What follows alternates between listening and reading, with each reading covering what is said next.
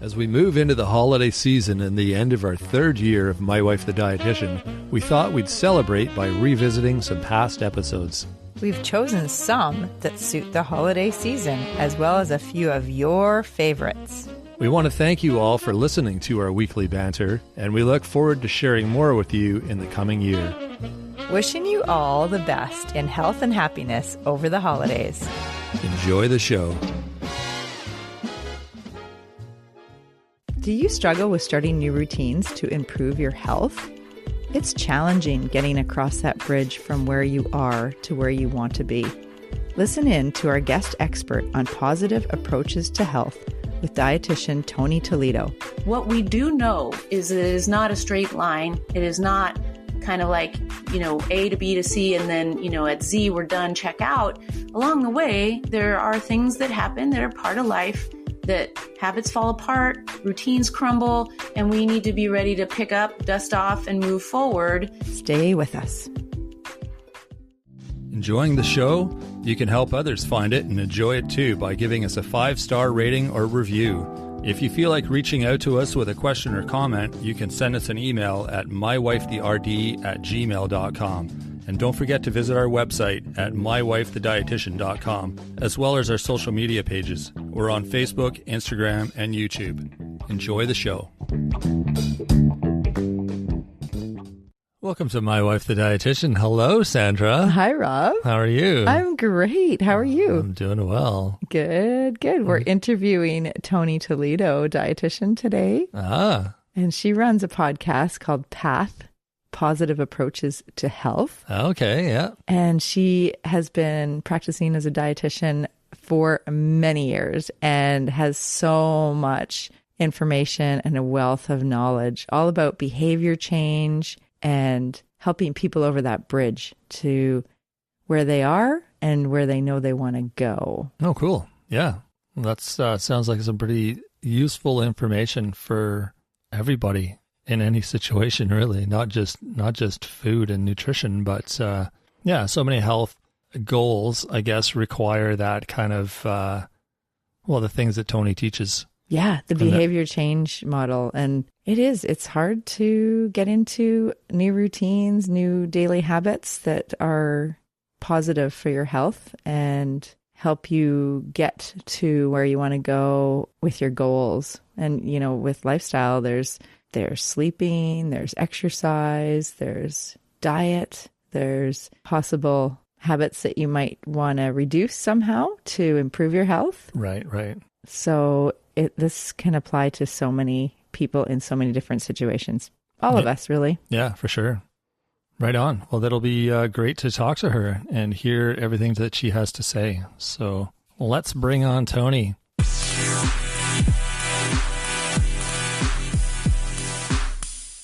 All right. We're here today with Toni Toledo. And Toni, thank you so much for coming on the podcast. It's such a pleasure to connect. And we'd love for you to let our audience know a little bit about yourself and who you support in your work. Oh my goodness. Thank you so much for having me. I know you've been very patient and waiting for this to actually take place. So I want to give you a big, big warm thank you for that, because I love this kind of thing. And considering that as I like you two, work in the podcast world, it's super fun to be on this side of the mic, so to speak. I live in the San Francisco Bay Area of California, and I've been working in the field of nutrition and health promotion for like 33 years or something nuts like that. Wow. How is that possible? And I can't foresee, in fact, this is a tangent, but I live on a street where several of my friends that are my age are all retiring. And I'm like, how could we retire? Like, there's so much to do. Yes, that's right. How I feel. I totally feel the same way, Toni. Like, I definitely, when people say, oh, so when are you thinking of retiring? I'm like, what? I don't ever want to retire. I love what I do. So I love that you said that. How lucky are we? How lucky are we that we can say that? And I sometimes, truth be told, I don't even utter that out loud to most people except my collaboration conspirators, my friends I work with and colleagues, because I almost feel a little it feels boastful almost to say that, but I'm super stoked that that's how I feel about our work and the endless possibilities of things to do in our field. So, and thinking about what I've done, I've kind of bounced around a whole lot. I've worked in public health a lot. I have done research. I worked at Stanford. I worked at the University of Minnesota. A lot of kind of boots on the ground, direct service type of work, which I also love because I'm a behavior change junkie and I love working face to face with clients. But I currently am an adjunct instructor at San Jose State, and I am a nutrition care manager for a medically tailored meals program called Teen Kitchen Project. And I went to school here in California at Cal Poly, San Luis Obispo, and my oldest is there in his senior year, which is nuts. I don't know how that's possible either. Let's see, I did my internship in Chicago and did my master's in Minnesota. So you can kind of tell even just by that, I like to bounce around. I live for travel and meeting people. And one thing that I really am proud of that I do that I want to put out there to other people in our field is I started to act as a peer reviewer for Ascend about 6 years ago, I suppose. And Sandra, you might be interested in this because it is an interesting way when you've put in a lot of time in the field to be able to go out to our places of learning, our institutions that are training future nutrition professionals to make sure they're meeting all of the standards for the future education of all of our up and coming dietitians and nutrition professionals. So it's a volunteer job, but it is so rewarding. And they always need people that are academics as well as practitioners. So earlier before we hit record, we were talking about travel. This is a really interesting way to travel all around the United States and even internationally, helping our profession, which is kind of neat, right? Yeah. Oh, that's cool. What's it called? Ascend? Ascend, yeah. And it it's stands the for Accreditation Council for Education in Nutrition and Dietetics. And if anyone's interested, I'm sure you'll have all my deets available.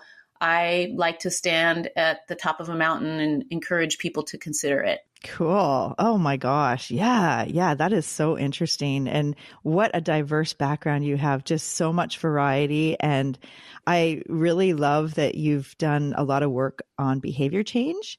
And I heard you on another podcast where you were a guest, and there was some metaphor that you talked about a bridge and the fact that, so many of us are creatures of habit, and we, establish habits into routines, like our daily habits. And a lot of times those aren't real great habits that we fall into or that we do over and over again. And this can really lead to health outcomes. And you had a great metaphor about a bridge, about getting from the knowing what I need to do and actually doing it, because that is such a hard piece of the puzzle. Like when I'm counseling clients about changing their diet or changing their exercise or their lifestyle, their sleeping habits, all the different lifestyle changes that we can do and that we recommend and that we can help people with. That whole part about actually doing it and putting it into practice is the hardest part. And I'm just wondering if you could describe that concept in like a similar way that you did on that other podcast. I can't remember what it was, but I can't remember either, but I use that example a lot, and it's very powerful imagery. And it's interesting because, we talk so much about the why and how important the why is for behavior change and motivation, all the good stuff, right? And then it's the how that's where the rubber hits the road. And the how is the grueling part many times, right? The how is where you are ruling out things that don't work and picking up things that do work along the way and sort of slogging through. So it's not sexy at all. And I think that's a big issue in our field and in the world of health and wellness, is that everyone wants the magic pill. Everyone wants the quick fix. And what we know, Sandra, you and I, especially living in this field, working in this field, is that the nuts and bolts of it are in the trial and error and the skill building, ultimately leading to habits and routines. And you're so right. It's like this slippery slope that habits can just be things that are entrenched and unsupportive and almost unconsciously done. They just become fabrics to kind of who we are. And it can seem so daunting to try to unravel those unsupportive behaviors and lay out new ones. And so the imagery of that bridge, going back to that, to me, it's not even a fully built bridge, the one I see in my mind. It's one where like one plank, like on those competition shows where they have to build the bridge, like Survivor or whatever. Oh, yeah. Yep. One plank at a time, and it's all wobbly, and sometimes they fall off. And that's the bridge I see for habit change and routines and lifestyles. Because on one side, here's where we are, and on the other side is where we want to be. And the other thing that doesn't serve us well is thinking that once you hit that other side, it's over. The habits, the routines, we want to translate them into lifestyle, which involves so much integration and so little ego. If you think about it. That's true. Yeah. Oh, yeah. Yeah. Like, is there an example? Like, for instance, say someone's trying to become a non-smoker after 25 years of smoking. I'm just using this as an example. I know it's not a dietary example, but it does fit into the lifestyle and health risk. And yeah. And in one of the groups I did, it was a smoking cessation class, and it was like a 6-week or 8-week program. And yeah, it was just, it's a behavior change. It's really hard. What is like using that bridge as an example? Yeah. So it's funny that you're saying that example. And I do love that the behavior change concepts apply to so many different lifestyle habits. And one of my favorite things to pull from is Prochaska and DiClemente's stages of change. And I will be honest, I think that's where my super crazy obsession with behavior change kicked in, because I was sort of straddling at the time. I was working at Stanford, and we were doing a lot of motivational interviewing and working at developing programs for behavior change. And Prochaska and DiClemente with Stages of Change came across my desk, and it could have been a best-selling novel as far as I was concerned, because Totally. Yes. I love that. Yeah. I mean, they're amazing. They're amazing.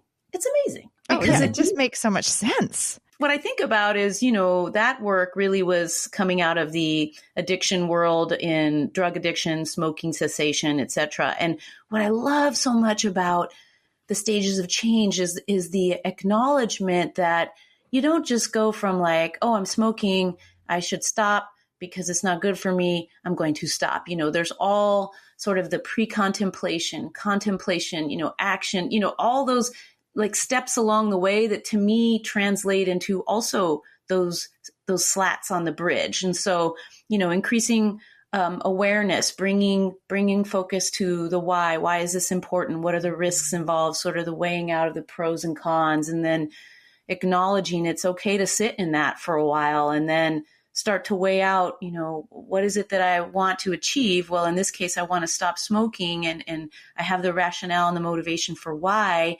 What are some of the hows? And that could be, establishing small goals, and it may be for some people that they just try to delay the starting of having their first cigarette until later in the day, So it could be something as simple as that, and looking at, oh my God, instead of getting up and having my coffee and cigarette first thing, I'm going to have my coffee on its own and sort of give myself time, to kind of build some sort of trust, and also be aware of sort of decoupling, those bundled behaviors that are often, entrenched in one another.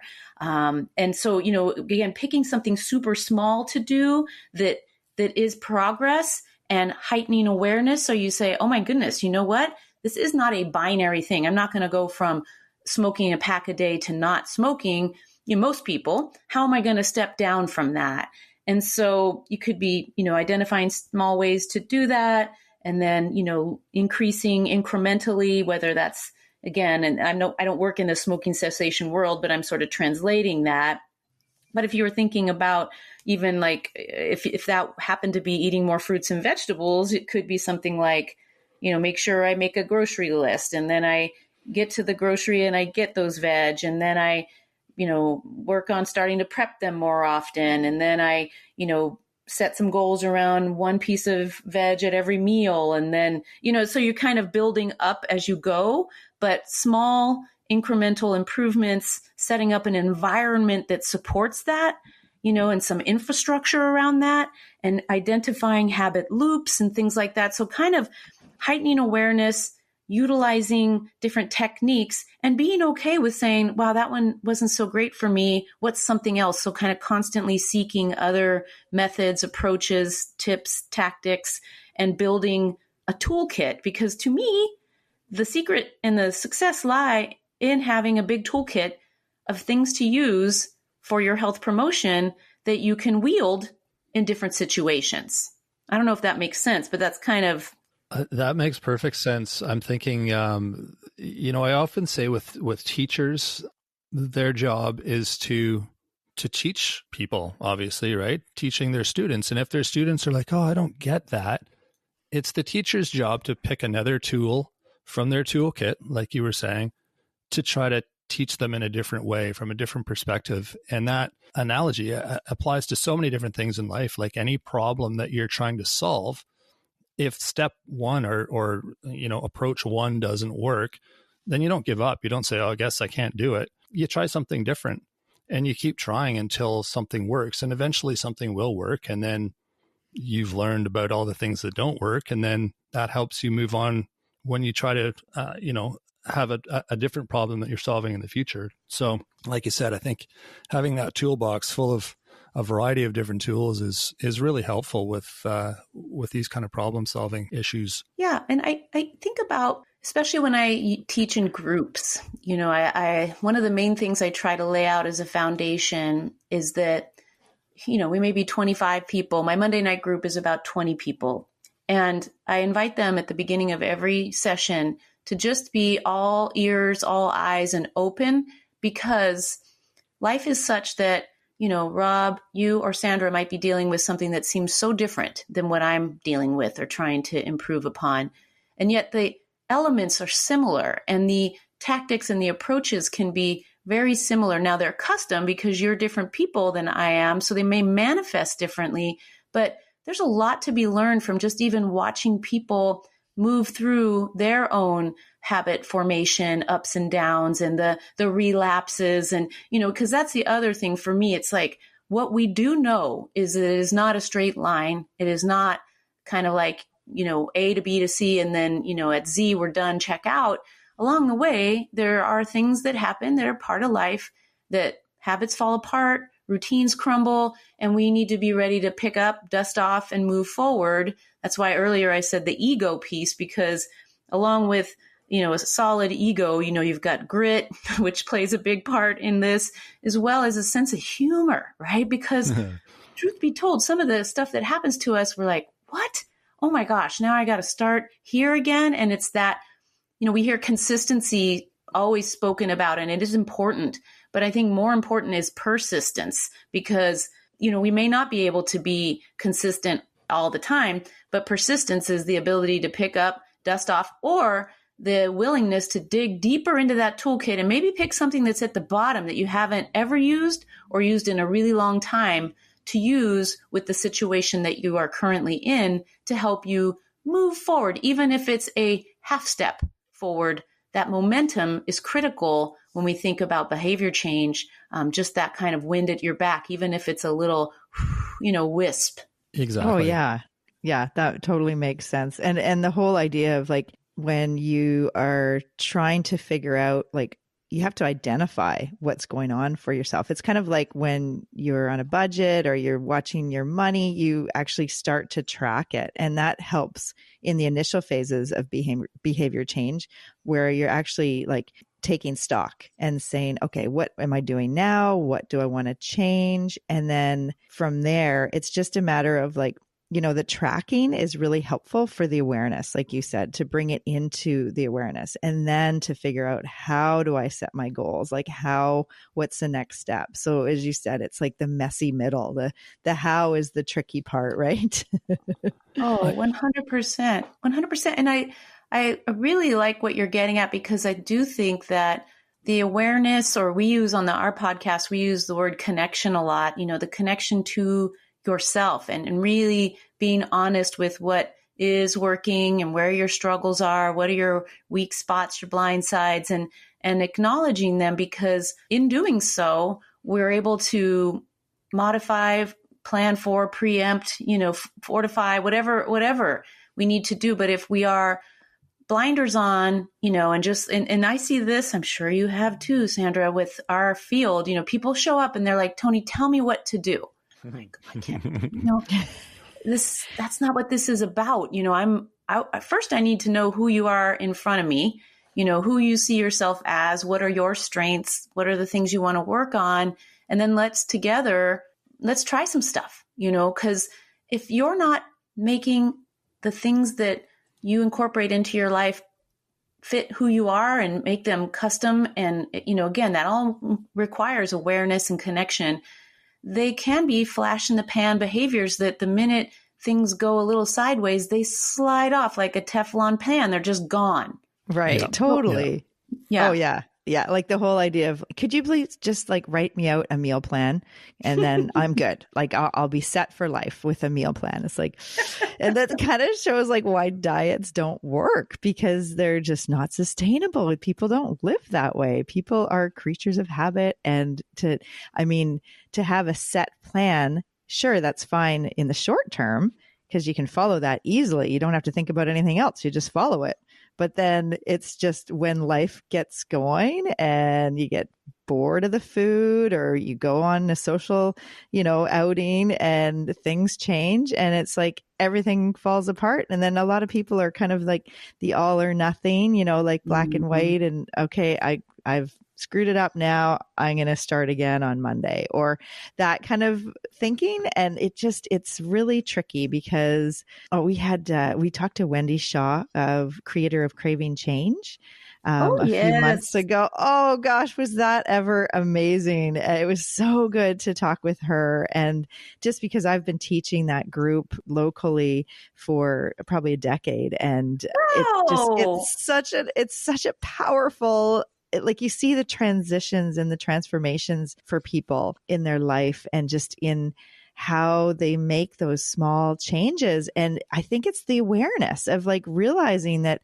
oh yeah, look at all these factors in our environment that are affecting how I'm living, how I'm eating, why I'm eating, all these different things. And it's just so powerful, because it's kind of a different approach to teaching. I think it's instead of like, here's your menu plan, or here's your, diet, just follow this and you'll be fine.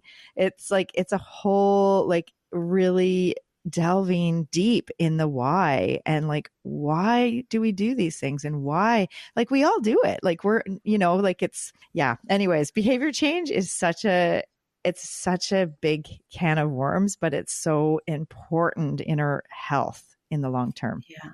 And it's also like, when I was working in direct service I worked in the same place for 20 something years, and I would have still been there had it not closed, because every week I would go to work, and every week I learned something new about myself, my clients, or I got to use a new tool, because it is a constantly evolving field. Plus, every human shows up as a unique individual, of course. And that means what strategies you use, what words you use, the approach you take is going to be distinct. And that is never, ever boring, ever, ever. Yeah, true. Oh my gosh, I'm so in love with both Colleen and Wendy. We had them on our pod, I think last year sometime. We had full crushes on each other. I think we both presented at a conference years ago, and we were like, oh my gosh, like, it was the equivalent of seeing someone across the room, even though it was virtual. Yeah. That's funny. I totally get that. I totally understand that, because it's such a different approach. And that Craving Change is, I just love that program. And Colleen is so Wendy's dietitian, and Colleen has a psychology background.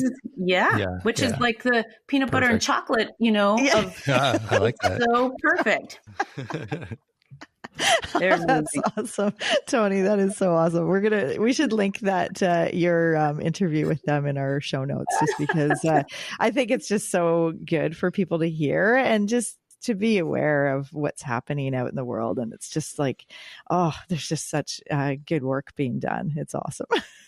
But you know what? As you're speaking, something striking me that I think is worth trying to articulate about Colleen and Wendy's work, because the thing I loved about what they have done and they continue to do is they're almost like the meta version of what we do with our clients, right? They take these big concepts, they blend together the nutrition, the psychology, the behavior change, and they give us a toolkit in the form of the program that allows us then to go out and do this with our clients, right? Whether or not you're using their kit or not. We're doing stuff like that with our clients, trying to help them get the bigger concepts, connect to the rationale, the why, and all that, but then building that toolkit so they can be empowered, inspired, and then sustain and be effective in their behavior change. Does that make sense at all? Oh yeah, Totally. I'm shaking my head like crazy here. I know it's all audio, no one can see me, but oh yes, I totally agree with everything you're saying there.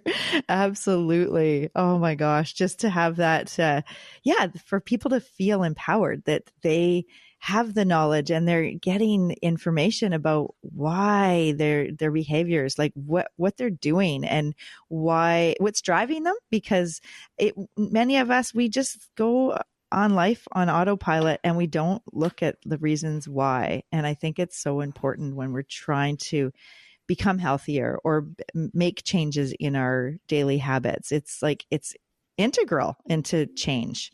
So yeah, no, that behavior change model too, the stages of change is just, when I first heard that too, it was like a huge light bulb. It went off. It's like, oh my gosh, like anything you learn, it's a learning curve, right? It's like that, it's skill building. It's like the information, the learning, and then trying to incorporate that all and to make changes. And it can be such an uphill battle, like pushing a boulder uphill if it's so entrenched in your daily habit.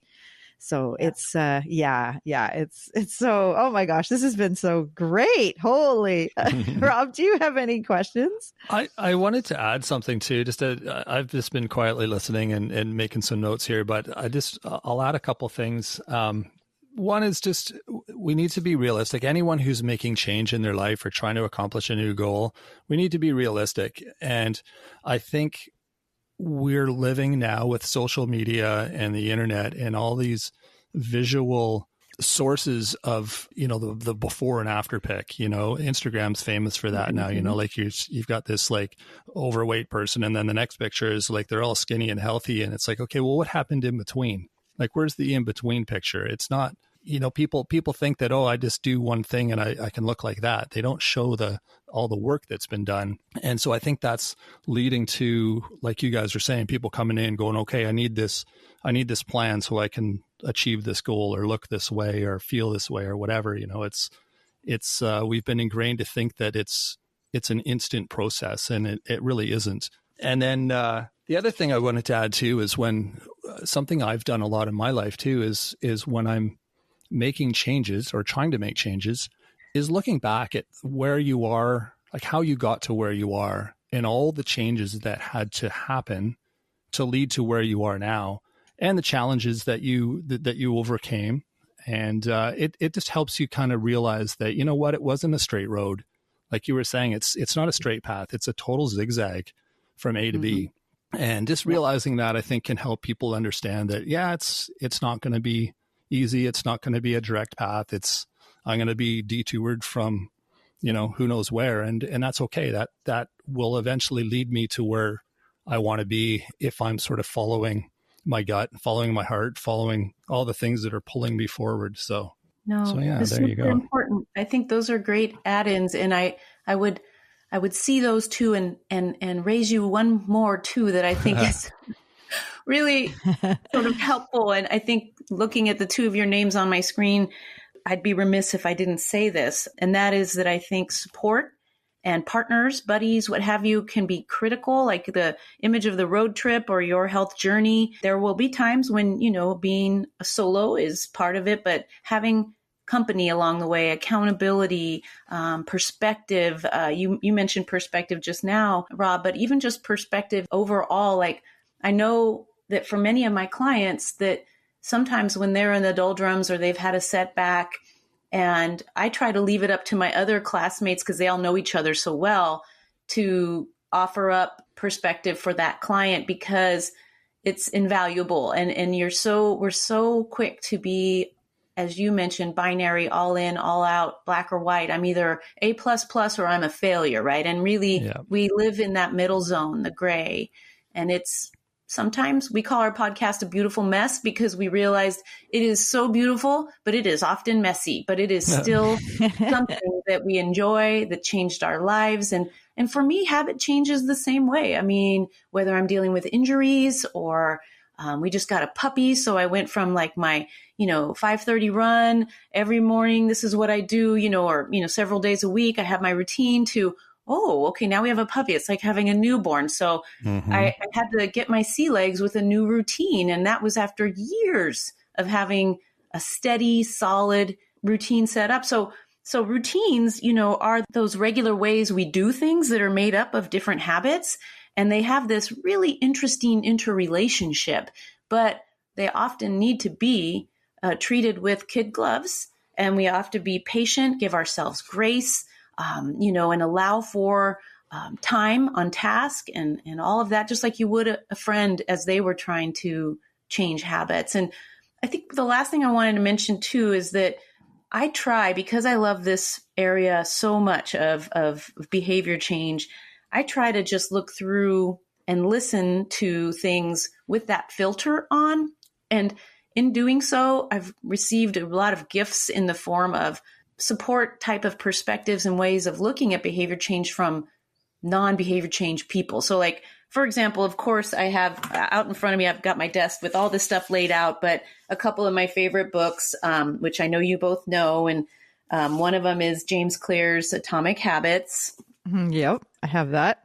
Of course you do. And then actually we had a farm dinner at my Teen Kitchen Project. We have an annual farm dinner. And last year, Charles Duhigg was there, the author of The Power of Habit.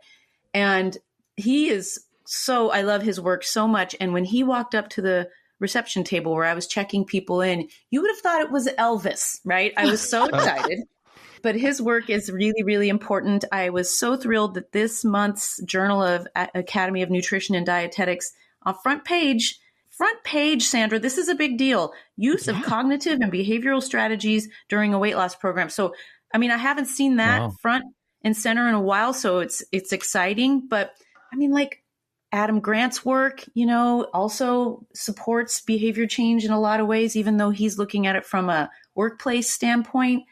Rick Rubin's new book, The Creative Act. There are so many other ways that elements that add to behavior change come into your world when you're open to them. So I just kind of want to put that out as an appeal, because I think it makes the field even more interesting, and it gives us more ways to connect with more people because we have a broader vocabulary and we can create different stories and images that help people cross that bridge. Absolutely. Yeah. Wow. Yeah. Oh my gosh. That is incredible. You touched on so many different themes there. Like first you said the community aspect where you let your students basically support each other because they're peers and they are going through their own difficulties and they can come to the other student through their own lens. I love that. That's just amazing. And then you mentioned about grit and getting back on the horse, like having some resiliency. And that's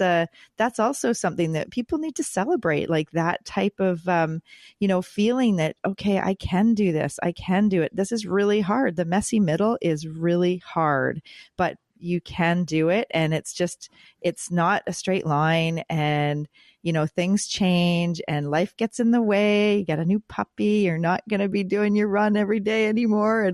But having grit and resiliency, like that is a strength that we have to honor and in ourselves and give ourselves grace in those situations and know that it might not be tomorrow. It might not be next week, but eventually, like we can do this. So behavior change can happen. It takes work, and it is the messy middle. So as Rob was mentioning, the before and after, photos that you see, and like, where's the middle? Like where's the work? Like the hard part, the going up the hill, that's what people don't see. So that's what we need to see more of. Yeah. Just totally. That picture, right? Oh, yeah. Oh my gosh. Wow. What an amazing talk. And we have a question that we ask all of our guests near the end of the show here. And I'm kind of thinking I might know what you say, because I've heard you mention this dish in but maybe it's different now. So when going to a potluck, what dish would you bring to share? Oh my goodness. What are you going to say? I was going to say the meatless meatloaf, because I thought that was the coolest name. Oh my gosh. First of all, that's hilarious. That is hilarious. And what's funny is the reason why this has been delayed is because of my dad's major health issues, and he is getting better, which is great. He's home from the hospital and he's getting better. Awesome. But I think it was 2 days ago, my mom said, "Oh my God, Toni, I haven't made meatless meatloaf in so long." And I was like, believe me, I know, because it's my favorite food in the whole wide world. But I don't share that because I'm too stingy. I'm greedy. And no, I'm just kidding. It is amazing. If you guys ever come here, I'll make it for you. We'll have it. Yes, please. Well, okay, we'll Robert. Yeah, road trip. Yeah, for sure. California. Here we go. Oh God, it made me crave it right now. I have to get back on task. What are we talking about? Okay. So I really like finger foods. So when I go to parties or events, and I use this strategy with my clients a lot, my clients that were working on weight management specifically, was to bring a dish that you A, love, B, that you can kind of measure, because they're trying to track and stay more within some, confines calorically for their weight management.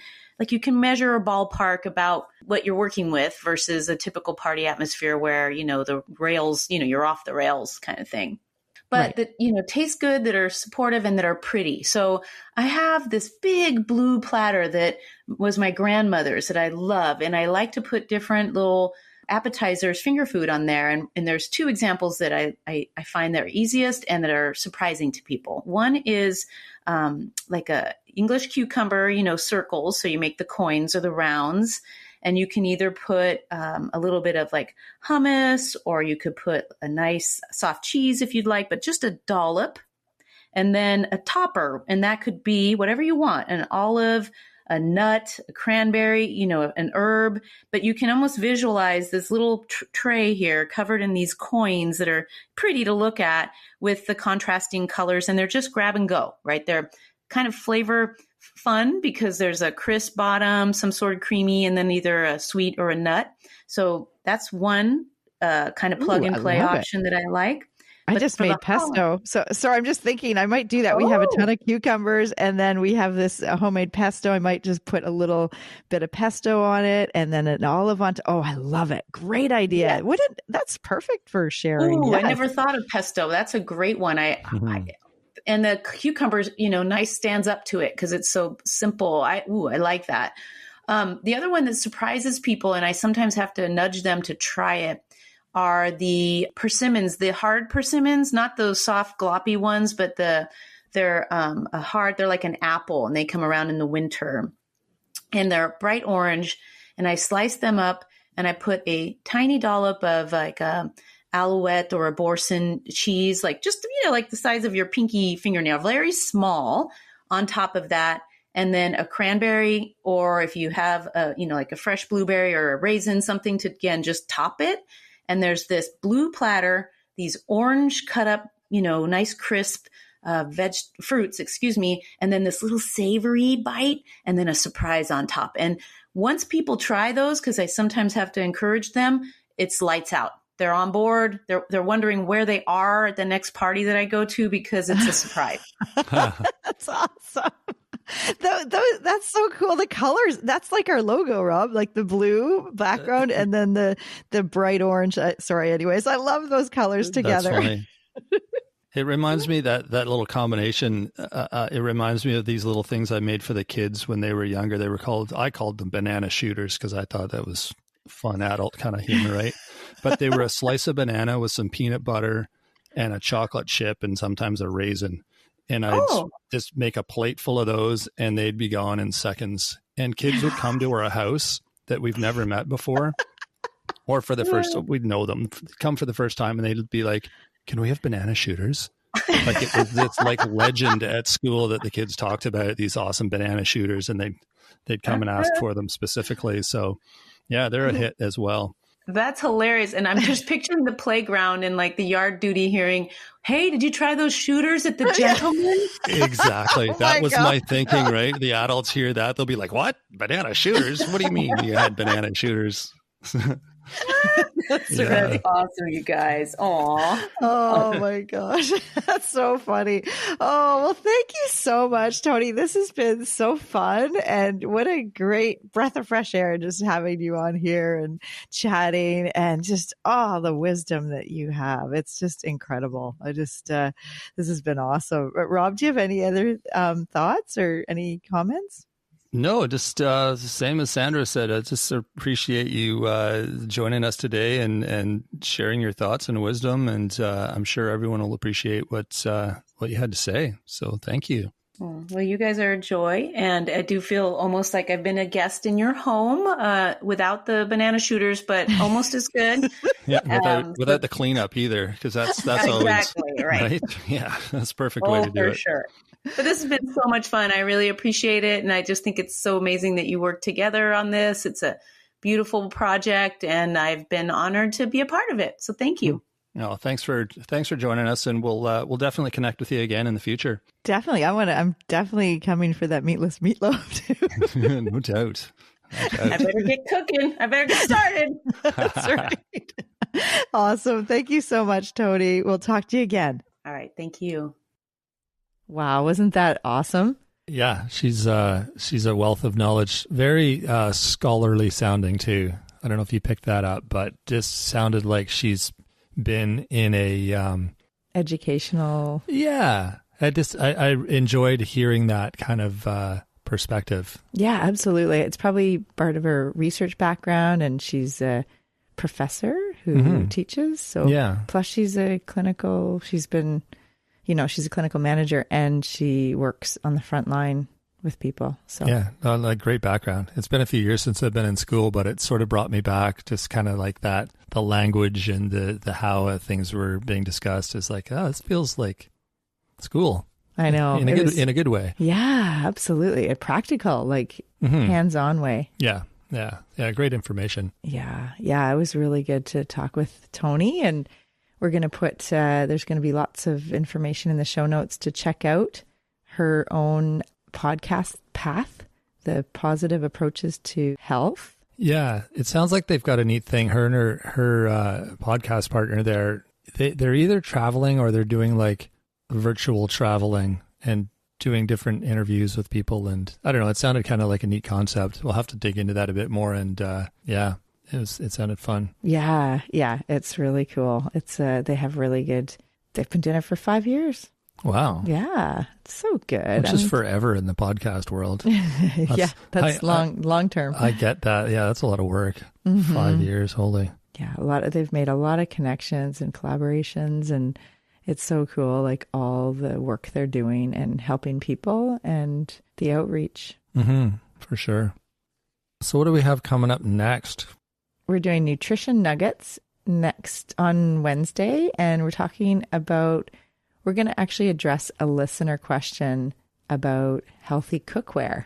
Yeah, it was more of a suggestion, actually. We've got a listener that's been with us since almost the beginning, and she contacted us and just said that, that she'd like a bit more information about that, and can we put something together? So We were glad to do that, and we encourage you all to do that. I know we mention it every week, but yeah, it's great for you to connect with us and get your questions answered, or just give us some ideas. You know, we got lots, but it's always interesting to hear what you guys want to hear about too. So don't be afraid to shoot us an email or connect with us through our various social media pages where you can contact us. So I might as well give you the email address. I was just going to say, what's the email? Yeah, it's mywifetherd@gmail.com. That's the email. And you check out the website too. That's My Wife the Dietitian. Got lots of cool things coming up on the website on a regular basis. So that's a good one to check back on. It's becoming a wealth of information there. So good stuff there. And the social media too. We took a bit of a hiatus through the summer with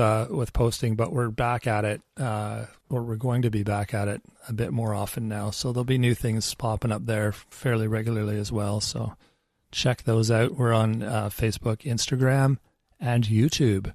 Awesome, Rob. Well, we'll talk again on Wednesday. Yeah. Well, and you and I won't. We'll talk right after this as we live together. Exactly. All right. Well, thanks for coming out, everyone. We appreciate you guys listening every week. And we will be back Wednesday with our nutrition nuggets. So have a great week in the meantime. Thanks for joining us today on My Wife the Dietitian. If you like what you heard, don't be shy. Leave us a comment or review, and be sure to share our podcast with your friends. If you'd like to hear more, hit that subscribe button. You can also follow us on our social media pages for updates, episode trailers, and other odds and ends. For more info and links on what we discussed on today's episode, check the show notes. We'll be back next week with another informative and fun-filled episode.